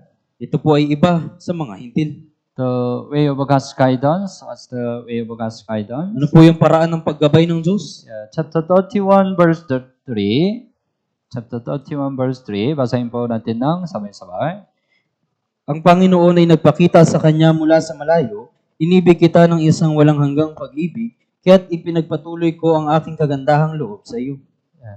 I have loved you with an everlasting love, right? Everlasting love. Inibig kita ng isang walang hanggang pag-ibig. God lead us with His everlasting love. Ginagabayan tayo ng Diyos sa pamagitan ng kanyang walang hanggang With pag-ibig. loving kindness, I have drawn you.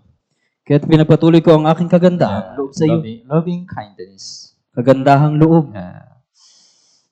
Verse 20 also, basahin po natin ng sabay-sabay. Si Ephraim ba'y aking minamahal na anak? Siya ba ang giliw kong anak? Sapagkat kung gaano ako kadalas magsalita laban sa kanya, ay gayon ko siya naaalala. Kaya't nasasabik ang aking puso sa kanya, ako'y tiyak na maawa sa kanya, sabi ng Panginoon. Ephraim is Israel. Si Ephraim po, ibig sabihin is Israel. Is Ephraim my dear son? Si Ephraim ba'y aking minamahal na anak? Is here pleasant child? Siya ba ang giliw kong anak? I will surely have mercy on him. Ako'y tiyak na maawa sa kanya. It's the same to us, right? Ito po ay pareho sa atin. God also loves us. Iniibig din tayo ng Diyos. God has mercy on us. Naawa sa atin ng Diyos. The foundation of God's guidance is love and kindness. Yung pundasyon ng paggabay ng Diyos ay pag-ibig at kagandahang loob. In chapter 31:22, there is a prophecy for Jesus. At sa chapter 31 verse 22, merong propesiya kay Jesus. 22, basahin po natin ng sabay-sabay. Hanggang kailan ka magpapabalik-balik o ikaw na di tapat na anak na babae? Sapagkat ang Panginoon ay lumikha ng isang bagong bagay sa lupa, ang isang lalaki ay palilibutan ng isang babae. A woman shall encompass a man. ang isang lalaki ay palilibutan ng isang babae. It's the prophecy for Jesus Christ. Ito yung propesiya para kay Jesus. Jesus was born by Virgin Mary, right? Si Jesus ipapanganak sa pamamagitan ng Birheng Maria. The Lord has created a new thing in the earth. Ang Panginoon ay lumikha ng isang bagong bagay sa lupa. It's a new thing. The birth of Jesus is a new thing. Yung kapanganakan ni Jesus ay bagong bagay. Right? It never happened before, right? Hindi pa ito nangyayari dati. And then God made a new covenant. At ang Diyos ay nagbigay ng bagong tipan. Chapter 31 hanggang 33, basahin po natin ng sabay-sabay. Narito, ang mga araw ay dumarating, sabi ng Panginoon, na ako'y gagawa ng panibagong tipan sa sambahayan ng Israel at sa sambahayan ng Juda. Hindi katulad ng tipan na ginawa ko sa kanilang mga ninuno nang kunin ko sila sa pamamagitan ng kamay upang ilabas sila sa lupain ng Ehipto. Ang aking tipan na kanilang sinira, bagaman ako'y asawa sa kanila, sabi ng Panginoon. Ngunit ito ang tipan na aking gagawin sa sambahayan ng Israel pagkatapos ng mga araw na iyon, sabi ng Panginoon. Ilalagay ko ang aking kautusan sa kanilang kalooban at aking isusulat iyon sa kanilang mga puso at ako'y magiging kanilang Diyos at sila'y magiging aking bayan. I will make a new covenant. Ako'y gagawa ng panibagong tipan. The new covenant was written here, only Jeremiah. Yung bagong tipan ay nakasulat lamang dito sa aklat ng Jeremias. So what's a new covenant? Kung gayon, ano yung bagong tipan? This new covenant represent the covenant that will be given through Jesus Christ. Yung bagong tipan na ito ay sumisimbolo sa tipan na ibibigay sa pamamagitan ni Jesucristo. This covenant establish a new relationship between God and humanity. Yung tipan na ito ay maitatatag bilang isang bagong relasyon sa pagitan ng Diyos at sangkatauhan. Through salvation that is obtained not by keeping the law but by believing Jesus Christ. Sa pamamagitan ng kaligtasan na siyang na nagtitiyak hindi sa pamamagitan ng pag-iingat sa kautusan, kundi sa pagsampalataya kay Jesucristo. Right? It's a new covenant. We need to understand. Ito yung panibagong tipan na kailangan yung maunawaan. In Jeremiah chapter 33, verse 1 hanggang 3, you open your Bible. Okay po, basahin po natin ng sabay-sabay.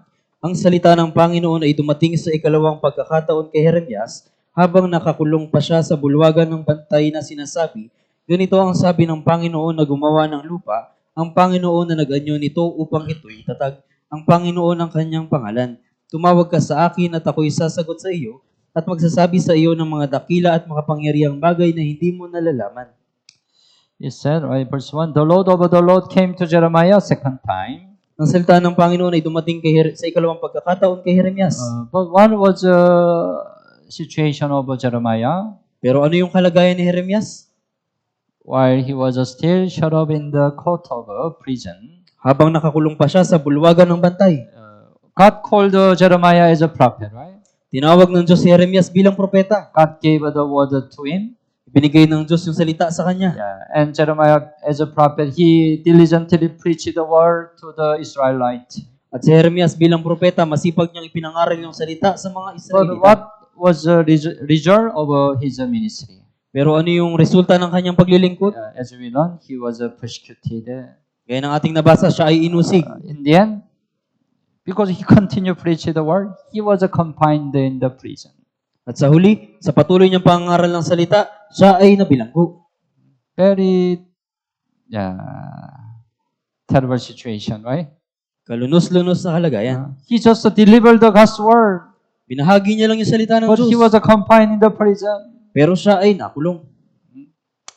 Then, the word of the Lord came to Jeremiah second time.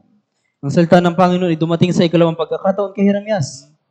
Verse 2 says the Lord who made it, the Lord who formed it to establish. Ganito ang sabi ng Panginoon na gumawa ng lupa, ang Panginoon na nag-anyo nito upang ito itatag. Jeremiah, don't be depressed. Jeremias, huwag kang manlumo. Who I am? Sino ako? I'm the Lord who formed it, established.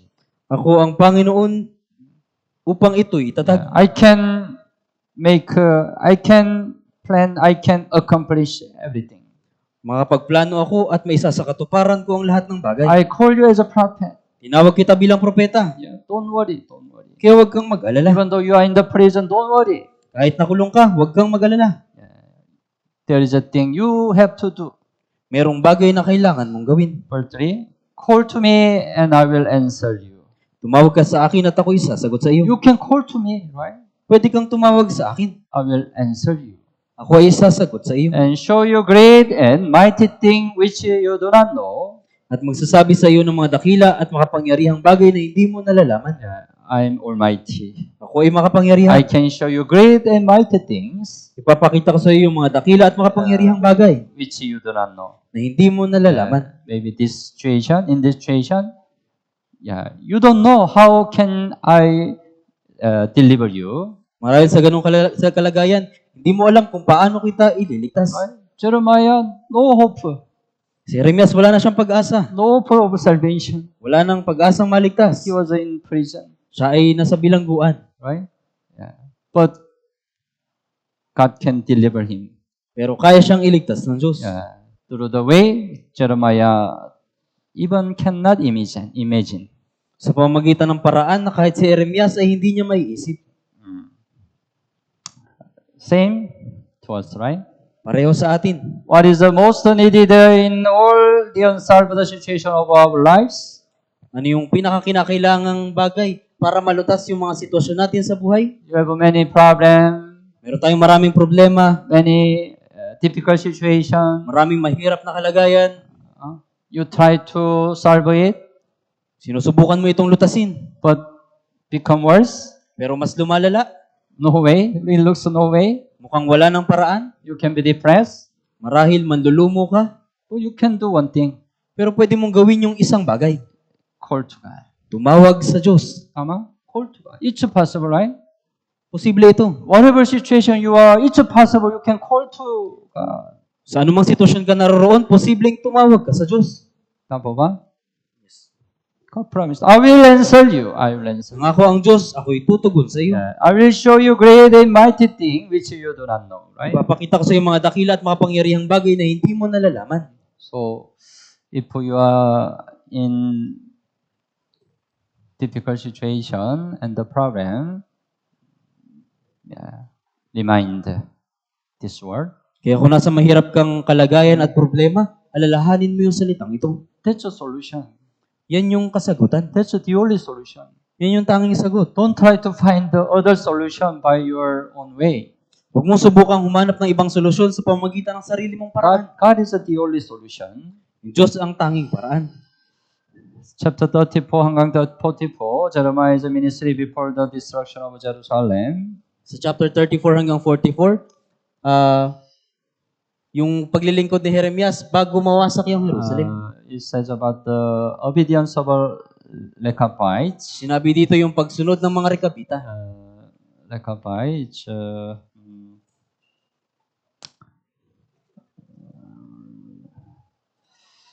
We need to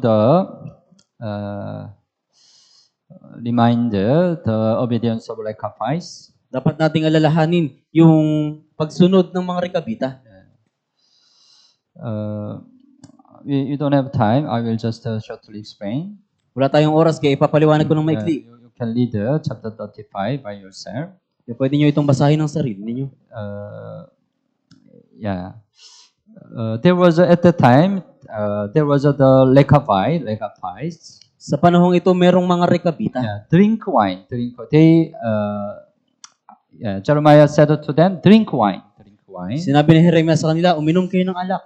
But they said, right, we will drink no wine. Pero sinabi nila, hindi kami iinom ng alak. For Jonadab, the son of Rechab, our father, commanded us.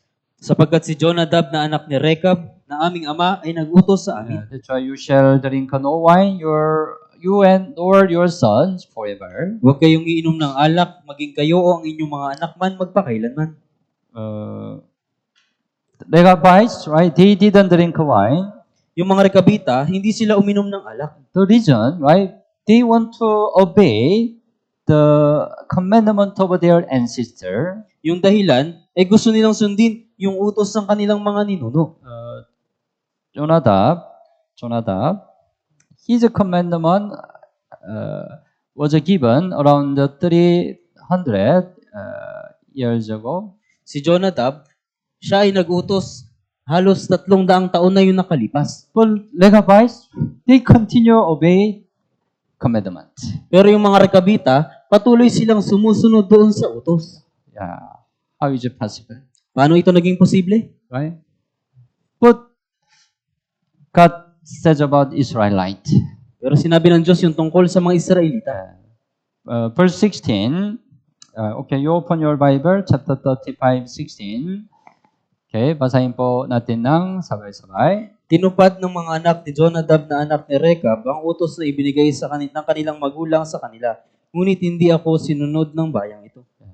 Right? Yeah. Levite, they obeyed their ancestor command for 300 years. Yung mga Rekabita, sumunod sila sa utos ng kanilang mga ninuno sa loob ng 300 taon. But what about Israel, God's people? Pero paano yung mga Israel na tao ng Diyos? Yeah, they don't obey to God's word. Hindi sila sumunod sa salita ng Diyos. That's why God used Rechabite to point out disobedience of Israel. Kaya ginamit ng Diyos yung mga Rekabita para ipunto yung kasalanan ng mga Israel. Yeah, Rechabite, they really give a great lesson to us also, right? Kaya yung mga Rekabita, nag-iiwan din sa atin ng malaking aral. Can you obey if your father command something? Huh? Susunod ka ba kapag nag-utos ng isang bagay yung tatay mo? Yeah. Can you obey 100%? Susunod ka ba ng 100%? Yeah. If your commandment to your father was given you long time ago, Paano kung yung utos ng tatay mo ibinigay ng matagal na panahon na yung nakalipas? maybe not easy to obey until the end, right? Marahil hindi madaling sumunod hanggang sa So huli. Levites, they continue obey Pero yung mga Rekabita, sumunod sila hanggang sa huli. for almost 300 years. Ng halos 300 taon. That's why God allowed the blessing to them. Kaya pinahintulot ng Diyos yung pagpapala sa They kanila. became precious tribe before the Lord. Sila ay naging mahalagang lipi sa harapan ng Diyos. Yeah.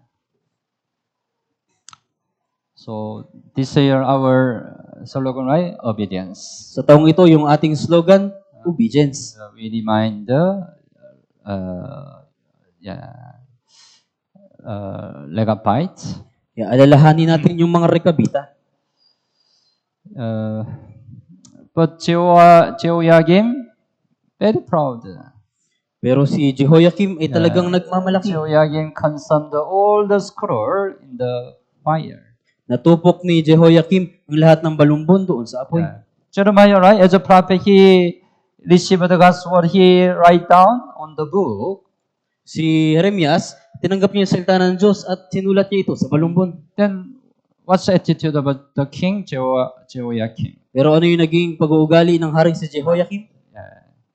At first, read the scroll, Una, binabasa niya yung balumbon and then cut at pinupunit niya. one by one, burned by fire. Isa-isa, inihahagis niya sa apoy. Yeah. He burned the word of God. Sinusunod niya yung By salita fire. ng Diyos. How proud he is, right? Gaano siya nagmamalaki. Yeah, that's why, of course, he was judged by God, right? Siyempre, siya ay hinatulan ng Diyos. Yeah, but the important thing, the word of God does not disappear. Pero yung mahalagang bagay, yung salita ng Diyos ay hindi maglalaho. Yeah, after Joachim burned the scroll by fire, God commanded to Jeremiah again to write God's word again. Pagkatapos sunugin ni Jehoiakim yung salita ng Diyos gamit yung apoy, inutusan ng Diyos si Jeremias na isulat ulit yung salita ng Diyos. That's right, verse 20, chapter 36:20. Take another scroll and write on it all the former words that were in the first scroll, which Joachim, the king of Judah, has burned. Kaya sinabi sa verse 28, kumuha kang muli ng isa pang balumbon at isulat mo roon ang lahat ng dating salita na nasa unang balumbon na sinunog ni Jehoiakim na hari ng Judah. Right? Joachim burned out the scroll by fire. Sinunog ni Jehoiakim yung balumbon. Yeah. He thought, right? Oh, I destroyed God's word. Inisip niya, Nasira ko na yung salita ng Diyos. Yeah. But Jeremiah, write again, wrote again. Right? Pero si Jeremias, sinulat niya ulit. God's word does not disappear, right? Kaya yung salita ng Diyos ay hindi naglaho. Until now, right? Many people try to destroy the Bible, right? Hanggang ngayon, sinusubukan ng mga tao na wasakin ang Biblia. Right? But the Bible does not disappear. Pero yung Biblia ay hindi mawawasak. It already spread to the whole world, right? Ito ay naibahagi na, kumalat na sa buong mundo.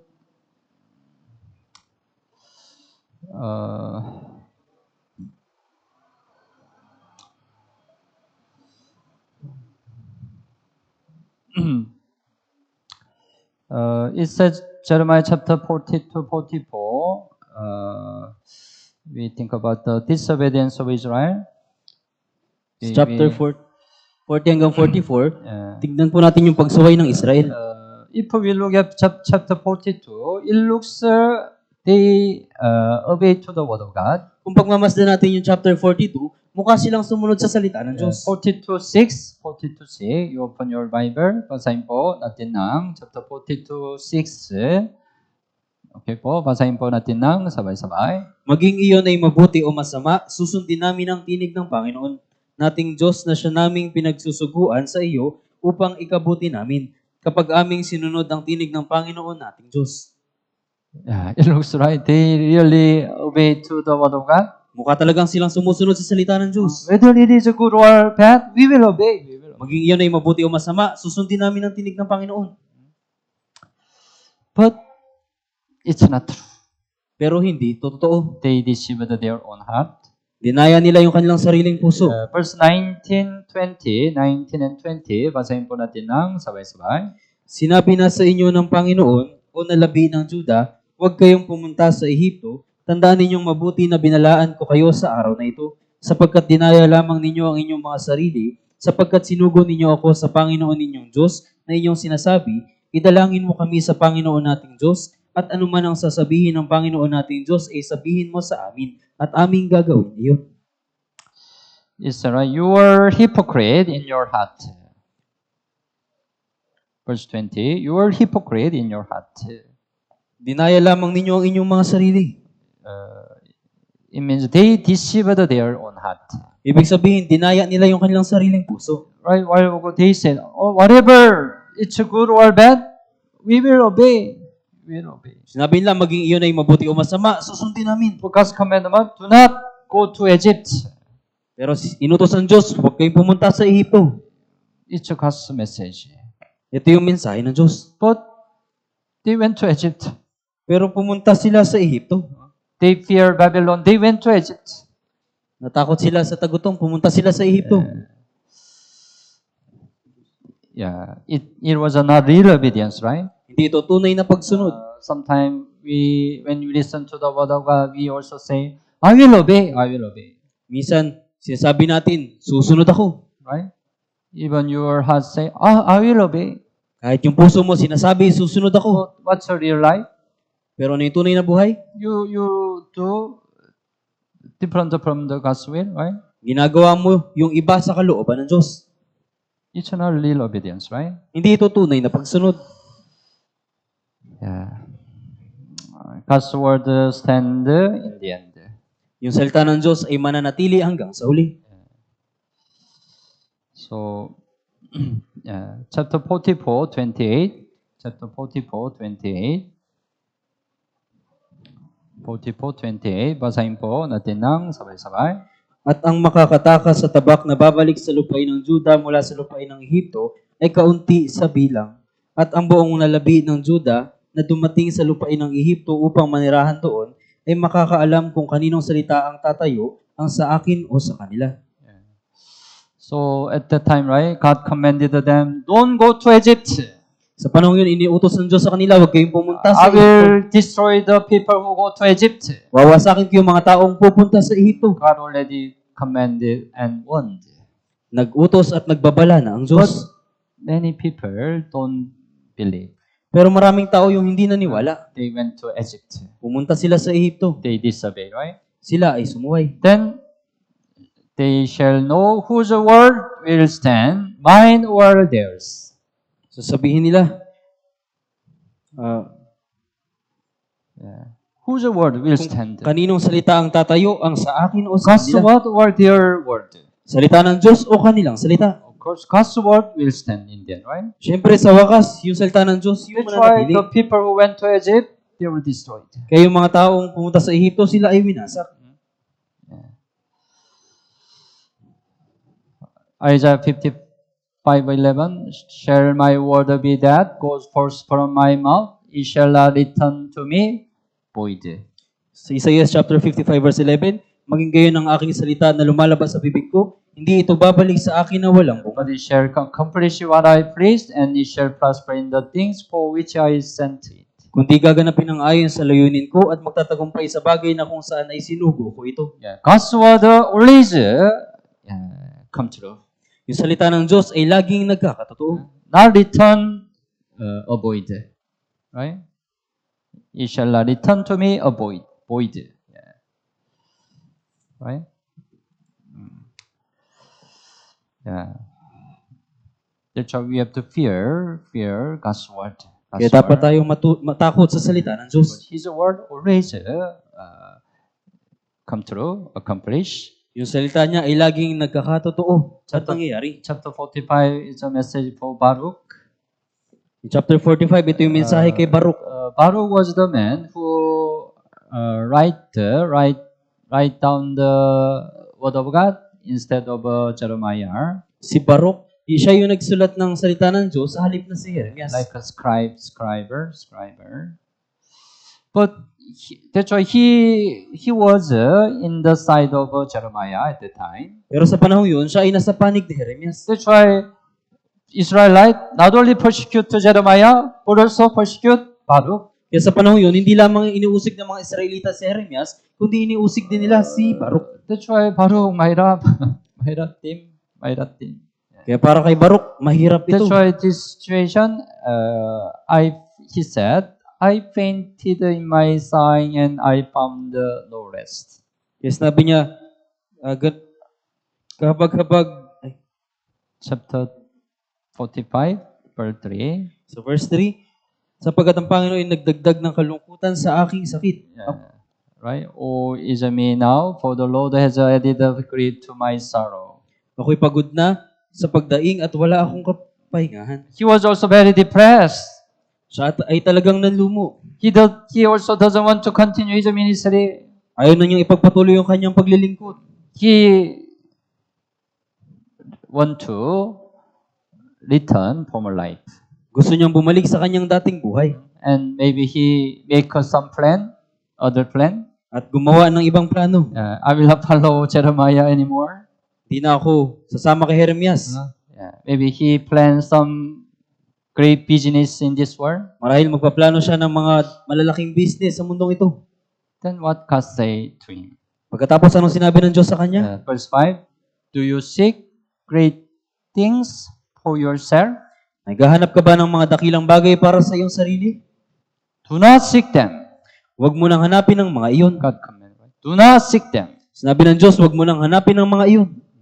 Sometimes we also seek great thing for ourselves. Minsan tayo rin, hinahanap natin yung mga dakilang bagay para sa ating sarili. But a great thing is planned without relation with God is never God's will. Pero sabi ito, ngunit ibibigay ko ang iyong buhay bilang gantimpala. You can have a plan in this world, right? Maaring magkaroon ka ng plano sa mundong ito. Yeah, we can have a plan. Magkakaroon ka ng mga plano. But is it really with God's glory? Pero may kinalaman ba ito sa kaluwalhatian ng Diyos? Or it's just for yourself? O para lamang sa iyong sarili? God will ask you, do you seek great thing for yourself? Magtatanong yung Diyos, maghahanap ka ba ng mga dakilang bagay para sa iyong sarili? Do not seek them. Huwag mo na itong hanapin. Right? Yeah, it will not be accomplished in the end. Ito ay hindi maisa sa katuparan hanggang uli. As the Bible said, Proverbs 19:21, there are many plans in man's heart, that lead to God's counsel, God's will, that will stand. Right? Pero sinasabi sa Kawikaan chapter 19 verse 21, sa puso ng tao ay maraming panukala, subalit Yung payo ng Diyos yung mananatili. Yeah, you, Mama, you open your Bible, right? Yeah. Okay.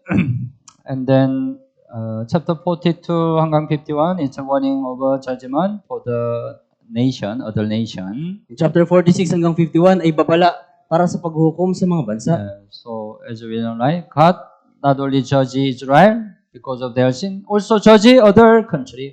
Nalaman natin na hindi lamang hinatulan ng Diyos yung mga Israelita dahil sa kanilang kasalanan, kundi hatulan niya rin ng lahat ng mga tao. Right? Yeah. And the last chapter, 52, it's a destruction of Jerusalem and Babylonian captivity. At sa huling chapter, chapter 52, ito yung pagwasak sa Jerusalem at yung pagbihag ng Babylonia. Finally, right, Israel was destroyed. At sa wakas, yung Israel ay nawasak. They became captivity of Babylon. Sila ay ganap na naging bihag ng Babylonia. It was because of their sin. Ito ay dahil sa kanilang kasalanan. Because of their disobedience. Dahil sa kanilang pagsuway. But Jeremiah finished by the mentioning release of King Jehoiakim. Pero sa pagtatapos ng Jeremias, binanggit yung paglaya ni Haring Jehoiakim. Jehoiakim is the son of Jehoiakim. Si Jehoiakim, siya yung anak ni Jehoiakim. Yeah. So, God allowed this situation. Kaya pinahintulot ng Diyos yung ganitong He kalagayan. became captivity of Babylon also. Siya rin ay dinalang bihag sa Babylonia. But he was released. Pero siya ay pinalaya. Let me read it. The story of King Jehoiakim of Judah, who was released from prison after 37 years of captivity. Yung kwento ni Haring Jehoiakim ng Judah na pinalaya mula sa bilangguan sa loob ng 37 taon bilang bihag. He was released from prison. Siya ay pinalaya doon sa bilangguan. And given royal treatment until he died. At siya ay binigyan ng maharlikang paggamot hanggang siya ay mamatay. King of Babylon, right? Restored Jehoiakim. Yung hari ng Babylonia, pinanumbalik niya si Jehoiakim. He treated Jehoiakim as a king of Judah. Tinrato niya si Jehoiakim bilang hari ng Judah. Why it happened? God allowed it. Bakit ito pinahintulutan ng Diyos? It teaches us that even during the Babylonian exile, God's grace promised their return and restoration to the people of Judah. Ito ay nagtuturo sa atin na kahit na ipinatapon sila sa Babylonia, yung pangakong biyaya ng Diyos ay ibabalik at yung pananumbalik ng mga tao sa Judah. It's God's thought toward us, right? Ito yung panukala ng Diyos sa mga tao. Even though God judged them because of their sin, God restored them. Kahit natulan sila ng Diyos dahil sa kanilang kasalanan, sila ay pinanumbalik ng Diyos. That's why God allowed this situation. Kaya pinahintulutan ng Diyos yung kalagayang ito. Let us remember God's grace even when it seems hidden in affliction. Alalahanin natin yung biyaya ng Diyos kahit na ito ay mukhang nakatago sa mga kapighatian. Right? When we are in affliction, we don't catch God's grace, right? Minsan kapag tayo ay nasa mga kapighatian, hindi natin nakukuha yung biyaya ng Diyos. It looks it's hidden, right? Hidden. Mukhang ito ay nakatago. But God wants to give us His grace. Pero nais ibigay ng Diyos sa atin ang biyaya. That's why we have to honestly desire His restoring grace. Kaya dapat nating taimtim na naisin yung kanyang pagpapanumbalik. So through the book of Jeremiah, we can know God's thought toward us. Kaya sa pamamagitan ng Jeremias, malaman natin yung panukala ng Diyos sa atin. Right? Yeah. We have to catch the God's heart toward us. Kailangan nating makuha yung panukala ng Diyos para sa atin. Okay po? Yeah. Let's pray together. Tayong lahat po ay manalangin. Dear merciful and gracious Father, Mahal naming Ama na mahapagin at mapagpala, thank you for saving us from sin and eternal destruction. salamat po sa pagliligtas sa amin mula sa kasalanan at walang hanggang pagkawasak. Thank you for guiding us to abide in church until now. Salamat po sa paggabay sa amin na manatili sa church magpahanggang ngayon. Even though we have a lot of oppression in our Christian life, our Lord is always with us and guide us. Kahit na marami kaming kahirapan at kapigatian sa aming buhay, ang Panginoon ay kasama namin at gumagabay sa amin.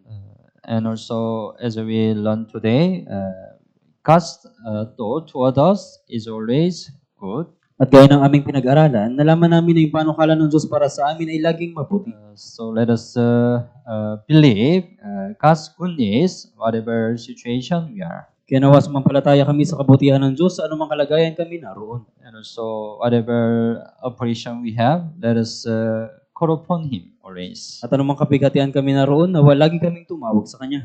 We only rely on your mercy and gracious. Kami po ay umaasa lamang sa iyong habag at biyaya. We pray in Jesus' name. Iyan dalangin namin ito sa pangalan ni Jesus. Amen. Amen. Salamat po.